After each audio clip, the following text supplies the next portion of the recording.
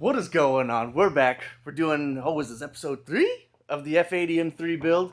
Today we dive into arguably the longest part of the series. As you know, I am going for an actual time attack car here. I'm not going for just look cool on the street, slam it, look like a stance boy. What we're doing is chasing lap time. So first thing that we have to do is get this car up in the air, get the wheels off, start looking at all the under trays, and I think that's what we're going to get done today. I'm trying to have a decent plan because I also have regular work to go to. So we'll get up, get the wheels off, and take a look and see how it goes. Let's do it.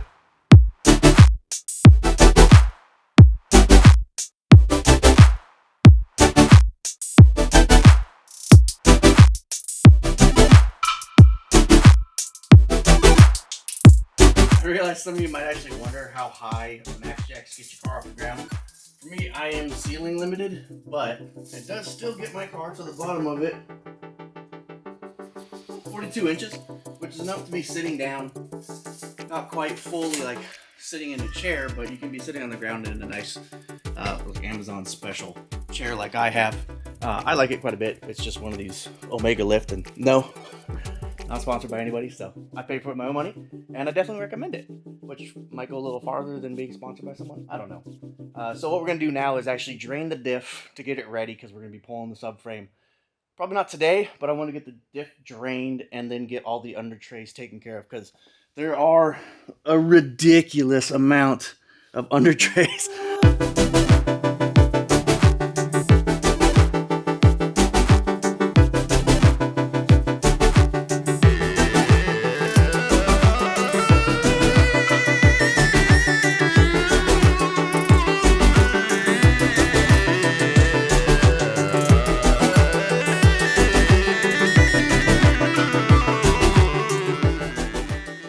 Another thing to actually think out is when you're pulling stuff off your car and you're in a garage like I am, like in my house, and space is limited, what you want to do is actually plan out where you're going to put all your stuff so you can actually move things off and out of the way. So when we pull the diff, you know, it's the car width, essentially, so I need to be able to move that around in the garage, and it is kind of at a premium. I was trying to find suspension for the car, but we're going to go ahead and get back to the subframe bushing upgrade, along with a couple of the other nuances that go with it. So we're going to do some brake line cleanup.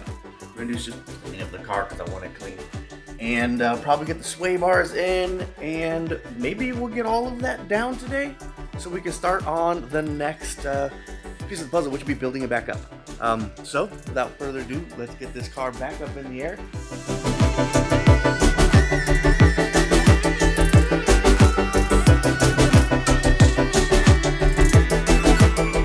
Back up in the air, and I've got my stars, because you know that's how we do in the good old SoCal.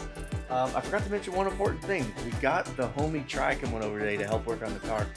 You'll probably see his car at some point in time. He has the 991.2 little Porsche. That's nice, and he's the guy that we're going to the track together. We've been buddies all our lives at this point, and he's going to be helping build my car, and then we're going to do some build on his car too. So you will see that later in the channel, but as it goes, it stays with the Bimmer build today. The one big old B on this car is the exhaust is one piece from about here all the way back. So as much as I want to drop myself, I might just do the smart thing and pull it with Tri when he gets here. But he's about 45 minutes away, and I'm just going to get going. See how it goes.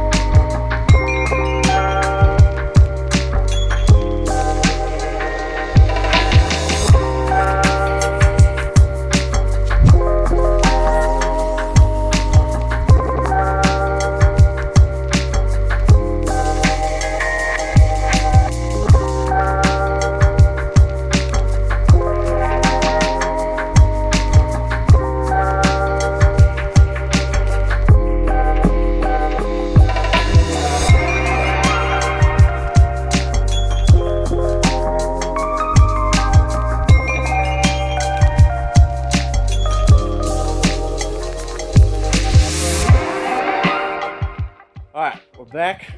We got the drive shaft and more importantly, we gotta try. We gotta try. Here we go. Pulling the drive shaft right now. It looks like it's actually easy as pie. We're fretting it a little bit. Make sure you have yourself a big boy breaker bar. Just in case. And contrary to everything else on this car, it's an 18mm, which we found out after searching my entire toolbox. You gotta mark it, fellas. Make sure you know where your drive shaft goes so you don't have to rebalance it. Or make sure the whole drive chain is not unbalanced. When you start scooting, you don't want to find out that it's going crazy. This one I think we're gonna need a massive extension for. A swivelly boy? No, I got it. Huh? Okay, okay. Try says he got it. Try got it. Alright, we're gonna get this off and we'll get right back. Alright, brakes pulled. Drive shaft, not so much. But we'll get back to it. Let's see. We're gonna probably call this one an episode here. Got brakes hanging. I don't know. Try what you think. Calling that one? Yeah. Take a little break. Good. Hanging. Do lunch. Good. Start up on the episode 4 after this. We're gonna close this one early. Let's see. Like, comment, subscribe. Leave. Let us know what we did wrong because we probably did a bunch of shit wrong. Otherwise, have a good night. We're back. Today is the day the subframe comes down. We did have some issues with the drive shaft because, well, it gets locked and it's DCT car, so you can't just rotate it right into neutral. So first thing, we're just getting down. We're hanging out with Tri over here, and he's got a little secret. Make life a little bit easier. What's up, Tri? All right. What's up, guys? If you guys get locked up, real easy. This lever right here, you just gotta push it up, like so. Look at that. Freely spinning. Perfect. Gives you access to the service port. Put your open nut under here. Retain nut. Another 18 on the other side. And you can just take it off. Now let's go fast. There you go. So we're just gonna get it done. We're gonna get back to it, and he's just launching sockets all over the place. I'm gonna make sure the subframe is mostly done, so we can just pull the full bolts and get it on the hydraulic table and off the car, and then right into bushings. But today is just get everything off, and we're gonna clean it, and so probably save the rest of it for the next episode. But let's go. Let's get this done. Catch you in a bit.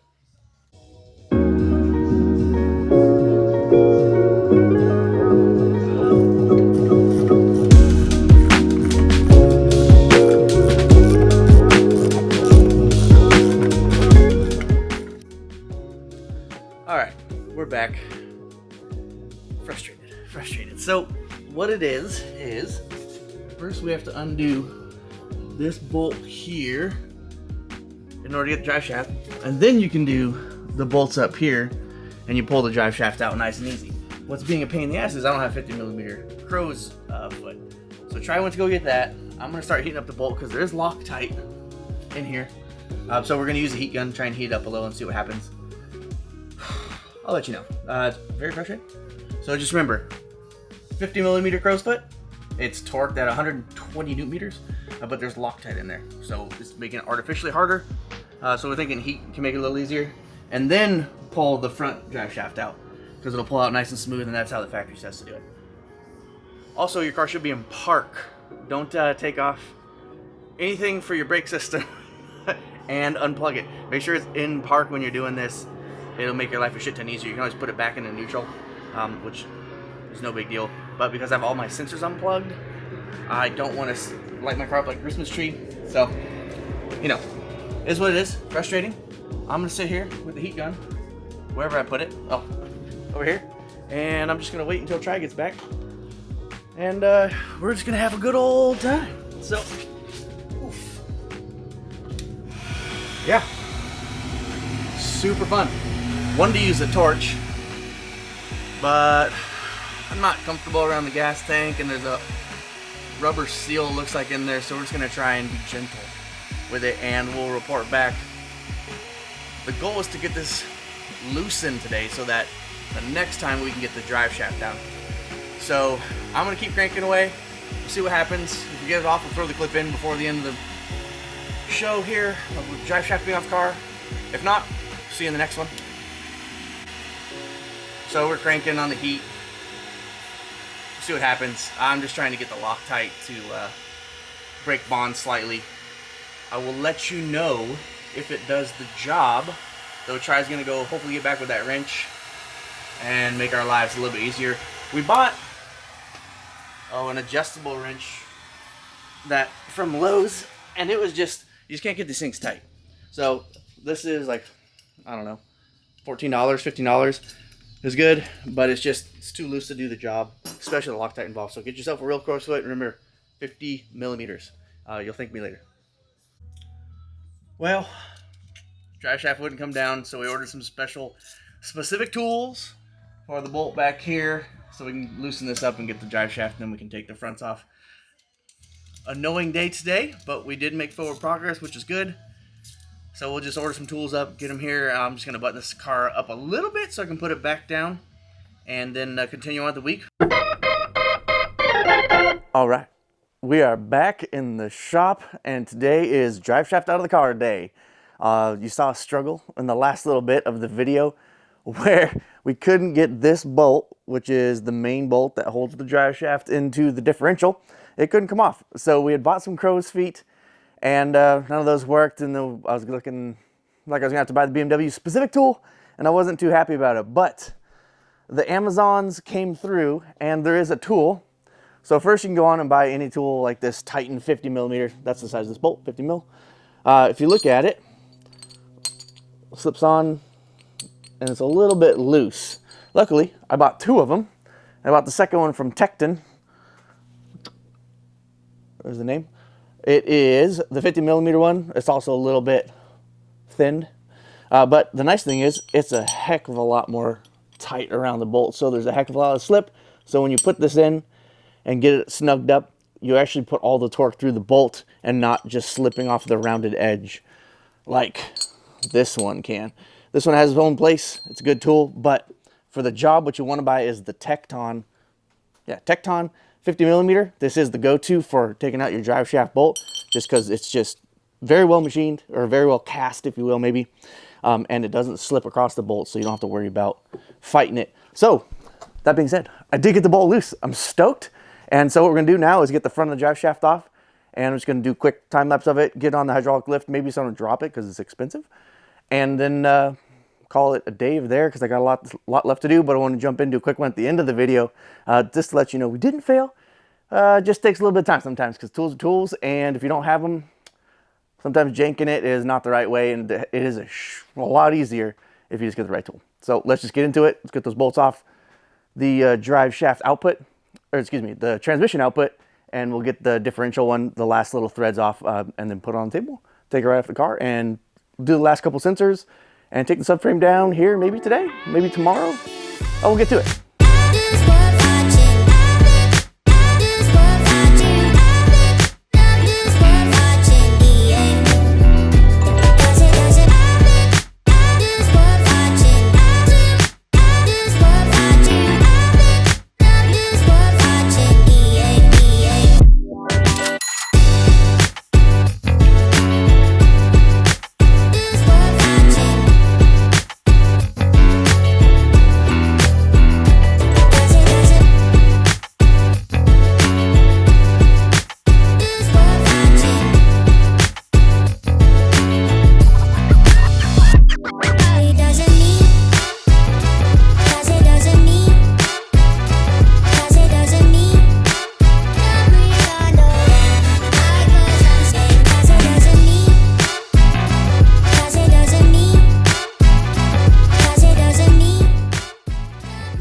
Once you get that 50 millimeter bolt all the way undone, nice and loose, the drive shaft pushes towards the front of the car, and then pull it down nice and soft. Don't go crazy, because you don't want to break it, but we'll do it on cam.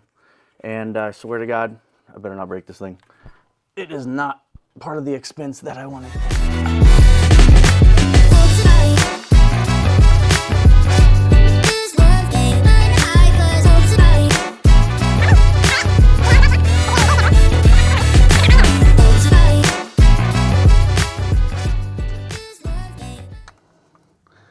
Go through, hit all the electrical. There's those two. We got a 10 millimeter underneath, and yeah, we'll get it done. Get it plugged away, and then yeah, the drive shaft, not the drive shaft, the subframe's going to be out in four bolts, I think, and we can finally start the bushing removal and install process, which is the whole point we're in here. because we want to get that little bit more feel in the corner. So for now, I'll get it out, take a couple shots when I'm done, and I'll hit you up after that. Stepping in real fast, we're going to talk about how we're pulling the subframe. We're actually going to pull the shocks right off the car. It's just the three, what are these, SA 9s? 3 9s, and don't forget to do the adaptive suspension connector, and then we're just going to pull all this down at the same time with the subframe, so we're going to get these loosened up. Same with the other side. We got the brakes off and hanging, and we use a little safety wire to hold them up so not all the weight is on the brake line. We also have stainless braided lines going in anyway. But anyways, I'm going to get that done, and then we're going to take a quick look one more time, wrap around, make sure there's nothing else hanging on the subframe that we need to disconnect, and then we'll hammer the 4 bolts out, or at least loosen them, get the hydraulic table underneath, and get it out of the car.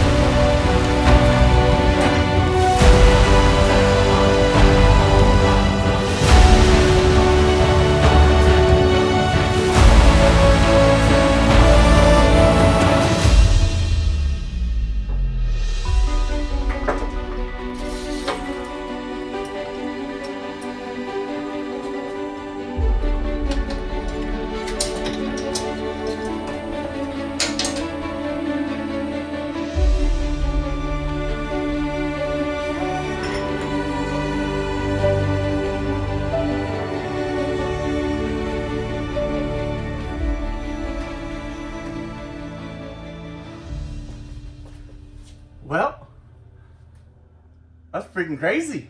There is literally no turning back now. The last bit of disassembly on the subframe is next. Anyways, thanks for watching. Thank you for supporting the channel. I do have some GVO stickers, good vibes only. And then I have the new Deft City logo. If you guys would like to cop one, please shoot me a DM on any of the socials, Deft City LLC on Instagram, or here, shoot me down in the comments. I will get back to you shortly.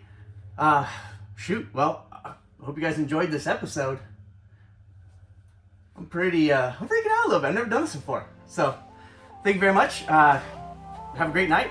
Like, comment, subscribe. Please let me know what you thought and what I can do better. But thanks for supporting, and I'll talk to you guys soon.